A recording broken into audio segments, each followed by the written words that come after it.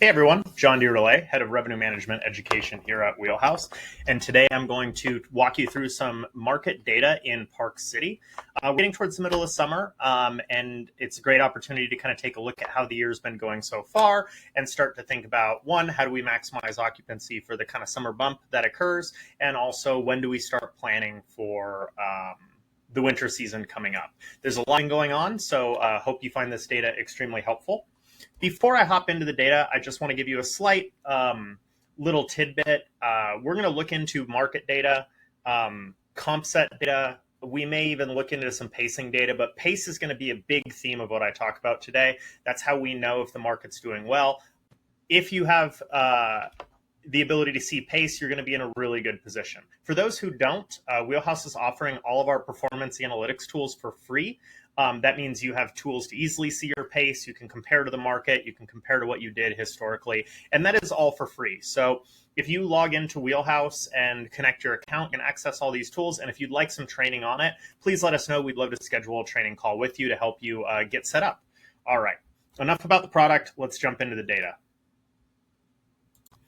Okay, so before we jump into the data, one of the first things I like to do when I'm looking at a market is just kind of take a look at the different news and things around.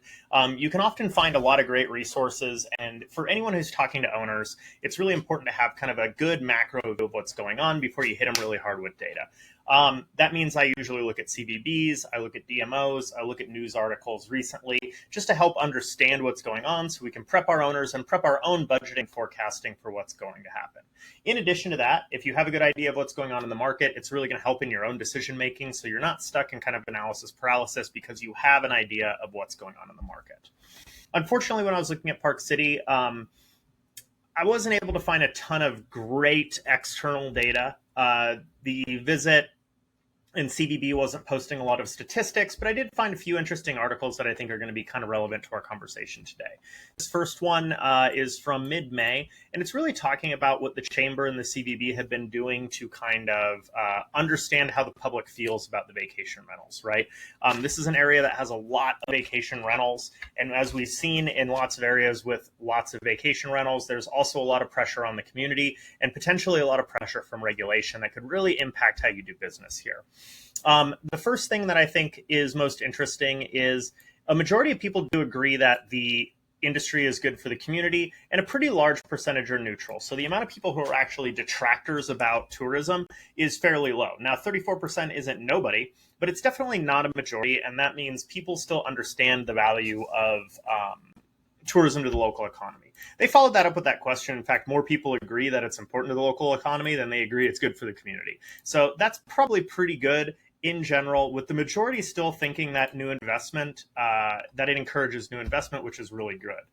Now, the other thing to kind of look at here is this is where the pressure is going to come from, kind of regulation, right? Even though most people still think that this is good and it's important, a lot of people think that there should be regulations in place for these short-term rentals. 85% is a pretty resounding community majority. In addition to that, whether or not this is true, an even larger percentage of people believe that short-term rentals are causing inflation in the rents. And that's pretty big. That means that you probably can't expect the Chamber and the Bureau to start putting out guidance and the city itself to potentially start restricting this or to put in place certain things. And that means you have to be involved, you have to be prepared for it, and you have to definitely be prepared for it when planning your business and also your competition, because this is going to have some interesting effects, particularly after the last few years, where pretty much across every place in the country, inventory has kind of skyrocketed. Now, pretty small study, not super big, but also fairly recent, can be helpful to understand what's going on. Another thing that I pulled up is, and really what it's talking about here is the Sundance Film Festival. So as you all know, Sundance Film Festival has called its home here in Park City. It's been a major driver. Pretty much every revenue manager and property manager I speak to is really focused on how Sundance Film Festival is going to affect them and really maximizing the revenue here. And they've reported that after 2026, Sundance is moving. So we have one more year to really plan for this revenue. But after that, we're going to see that kind of move over to Boulder, Colorado, and that's going to have a pretty big impact. So that's something we're all going to have to prepare for. It does mean we have one big year here. And potentially maybe even will increase how popular this year is, if it's going to be potentially one of the last years here, at least as far as people know. And it means people really need to start looking out early, because you need to make the most of it before it goes away. So a few interesting things that... So let's dive into some of the market data from Wheelhouse. What I have here is the Wheelhouse market report. Wheelhouse market reports are kind of like a high-level trends report available for every market around the world. And this is actually a report that's available completely for free for anyone who's signed into Wheelhouse. That means you do not have to be a Wheelhouse pricing user. You do not have to be paying for our market data. And like I mentioned before, this is one of the free product suite analytic tools that we have that goes along with some of the information on our sets tool, which is like our comp sets tool, and also some of the information on our performance page, which is how you see your own pacing. This is going to be a great place for us to get a general idea of what's going on in the market and really kind of build an idea of how the market is performing so we can set our own strategy. The first place I'm going to go here is I'm going to hit the trends section, and we're going to look at adjusted occupancy. Adjusted occupancy, I think, is one of the best places to start. When I look at market data, I find it to be the kind of easiest place to go to get an idea of how a market is doing and what's going on. In addition, I think occupancies are one of the best ways to communicate to owners what's happening, because you know, when you look at ADR, you look at RevPAR, those make the most sense to us a little deeper in the industry, but occupancy is going to be able to communicate very quickly to anyone whether a market is kind of doing well or doing poorly, if there's pressure there, and kind of what's happening in the sales. So we're on the trend section. We're looking at the adjusted occupancy, and it's showing us the occupancies by year for each of the months. And I'm just going to flip off 2023 and 2026 right now. We'll focus down into how things are going year over year. And you can see here that Q1 did okay from an occupancy perspective, right? It's obviously the highest season, January, February, March, generating the majority of the occupancy across the market during the year. Little bit of attrition throughout the entirety of Q1. So you can see that when we look at these, January is down about 1%, so pretty close. February is down about 2%, so still close, but down a little. And March is down about 4%. So pretty big kind of like drops there. That means some people are going without bookings, and there's a little bit more vacancy in the market. Now, overall market occupancy isn't super high for a high season. We're only sitting about 60%, meaning there could very much be a little bit of a feast or famine effect. And some people may be feeling these losses much more than others, whereas other people may not be feeling it at all. Now, if we just look at the top performing listings in the market, you see that occupancies are much higher across Q1, right? So overall, those top performing listings are capturing a much bigger market share. In addition, you see a little bit difference in trends too. Whereas across the market as a whole, occupancy was down, you see that January and February actually up a little in the top performing listings, and it's not until March that they start to fall a little bit. So that's definitely supporting the idea of this feast or famine effect, where some people may really be feeling like the market is tough, others may not be noticing it at all. And I think it's really important to be able to kind of show both cases to owners, or to be able to speak to it, because what that means is you may have owners who are seeing year-over-year performance get worse. You may also have owners who are seeing year-over-year performance be better. And whoever your owners are friends with and talking to is going to impact what they see going on in the market. And that may not match really what's happening for most people. So being able to communicate to that people is going to help build that trust, build that understanding about why you're doing the revenue management strategies you have. Now, once we get past March and kind of into like the mud season time period, really occupancy is super low in the market. Now, April, May, really, really low occupancies. Only some people are going to be getting stuff on the books. When we look at the highest performing groups, still really low occupancies. It's much higher than what it is at the market, but we're still sitting at like 30% peak from last year. And for both high performing and market in general, we're seeing attrition in occupancy. So not only is there not a lot of occupancy on the books, but this year there was much less of it. So in this case, 15% compared to 19%. That's almost 25% reduction in occupancy. 11% compared to 17%. That's almost a third reduction in occupancy. So we're seeing pretty substantial drops at the market level, especially in these low seasons.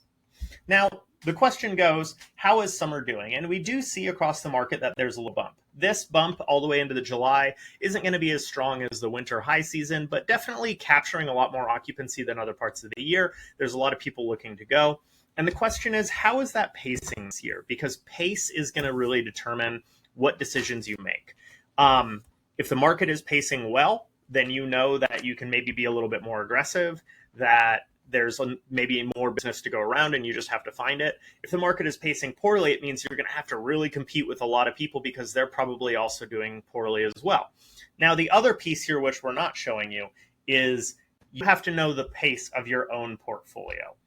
If you're using Wheelhouse and using our free tool, we do have a full business intelligence platform for you so that you can very quickly and easily see how you're pacing compared to last year. Let me move this to a monthly level so you can see it a little easier. And this allows you to help make those decisions and make those comparisons to the market. But for now, we're just going to focus in on the market occupancy. It'll be up to you to know how you're pacing. So at a glance here, we're at about 17% out of 28%. So we're a little past halfway for June, and we're just past the halfway mark in the month too. So just off the bat, that's a little concern for me. Generally speaking, you don't book half your revenue in 2 weeks or half the occupancy available in the month in 2 weeks. That would be really, really difficult to do. So my hunch here is that the market is pacing behind at least a little bit. And then when we look in July, we're about a little less than a third of the way there. And maybe a little bit more stable. Now, July is a much higher occupied time period from June, so there's a lot more on the books to get. But really the question is, how is this pacing? I went ahead and pulled up this data for you, and I'll show you at the end how I did it. But last year at this time, June was at about 18.4%. So while June is pacing behind a little bit, it is not pacing behind that much. So there's very much a lot of possibility for a lot of this revenue to come in, right? When we go to July at the market level, at this time last year, July was at about 22.5%. So interestingly, July is pacing behind quite a lot. And that means, we're only 6 weeks till the end of July. That means people are going to start dropping rates now. It's going to be very competitive. And if you haven't started looking at your own July pace, unless you are pacing substantially ahead, you probably really want to make some moves now before the entire market collapses. In addition to that, even if you are pacing ahead, you may want to look at properties where they had vacancy last year, because this part of the market is not, as occupied as the winter, and just try to take market share by making moves early. Now, the last one I looked at was August as well. Now, August isn't as strong as July, but we have this kind of like long taper through the fall. So the entirety of the fall and late summer seems to be better than this mud season before we get into next year's winter season. And last year, the market was at about 8.5%. So we're pacing behind here as well. There wasn't a lot on the books. The booking window isn't super long, but there's definitely potentially some room here because that is pacing behind. So when we look at all of these, July and August seem to be pacing behind a little bit. June, pretty close, but still slightly behind. Now, if we just look at the top performing listings, we see a pretty similar trend here. There's not a huge difference. Now, June is a little further. We're more than halfway there. July, honestly, in some ways is pacing worse in the top performing listings because it's only 1% more occupancy on the books, but compared to last year, they had 10% more occupancy overall. So that July time period is honestly pacing worse, which is a little bit of a concern. And August is sitting in about the same situation, but again, probably pacing worse because there's only 1% more occupancy on the books this year, but last year there was 10% more occupancy overall. Now, quick thing, if you're using simple market data like this, the easiest way to get to that booking window is what I did here is I looked last year's occupancy, 28%, and I went over here to our historical lead time distribution chart, went to June, figured out how far I am away, so we're about 15 days, and multiplied basically 77% by 28%, or whatever the number is here, to get to how much was on the books. Because what this is saying is there was only 27.7% listings left book at this time. So the inverse of that is what was on the books already. Pretty easy way to get to those pacing trends. But just as a quick reminder, June, July, August, all pacing behind a little bit. And that is true whether you're market average or in the top performing listings overall. Now, another thing I like to look at when I'm looking at this is asking rates. So I'm going to click over here to asking rates. And asking rates are going to be the average rates that people are posting across the market. So this is what people are advertising, right? And this is pretty interesting when we look at this. So we're seeing here, January, February, March, January and February in particular maintained pretty reasonable like year over year rates. There's a lot of similarity there. But once we get into March, we see the rates falling substantially. So to me, this is actually a pretty big red flag. This means that users really need to be looking out further and trying to drive as much revenue and occupancy as they can, because this market on average is undercutting itself year over year. That means rates have already fallen, ADRs have already dropped from where they were, and we're still seeing the pacing fall behind. So that's indicating to me that there's a missing consumer segment here that's really impacting this market. This is a big market. I don't know what the breakdown of international travel is, but if you've seen the news, international travel from Canada, from Europe, from Mexico is all down. In some cases, very substantially, with Canadian travel being almost decimated. And if you're looking at your CRM and you're seeing a lot of travelers from those areas buying, you're really going to need to make some moves, because they may just be a missing segment. And that's really indicated here, because rates in the market are already lower, and yet June, July, August, these months are not pacing well at the market level. Now, it is important to know here, as we get into December, people are not making those adjustments for next year's ski season, which absolutely makes sense. We do see towards the ski season in November, December, and then next Q1 that people are holding higher rates. That does absolutely make sense to me. We probably don't need to pay attention to that for a little while. And in fact, why don't we go over to the historical lead time charts and just take a look at how that, we'll start with December, and see kind of when the right time to pay attention with this. So keep in mind, we are looking at the entirety of the market, so we're not drilling down by bedroom count, and this time period is definitely going to shift by bedroom count, but it does give us kind of a good idea in general of where we might be looking. And one of the things I like to do here is find where 80% is. So 80% had an average lead time of less than 90 days. That means that first 20% had already kind of put their reservations on the books, 20% of reservations on the books before this time. And that 90-day time period, that makes a lot of sense, right? So really, critical time to start paying attention to December is probably going to be in the fall. I usually advise that people add maybe 30 days to this as a rule of thumb. Just so that you have enough time to start adjusting and really paying attention to your pace. And if you're paying attention to your pace this far out, what you can do is make minor changes to try to control your pace without having to wait till the last minute and then dump your rate. You can also make minor changes to your length of stay and things like that. Now, another point I like to pay attention to is when there's about 50% on the books. So that's at about 45 to 50 days. So at 50 days, we're at peak kind of booking. You should already have quite a bit on the books by this time, and you should also see consistent sales. And then the last one I look at is the 20%. So we're kind of roughly here at 20 days, 15 to 20 days.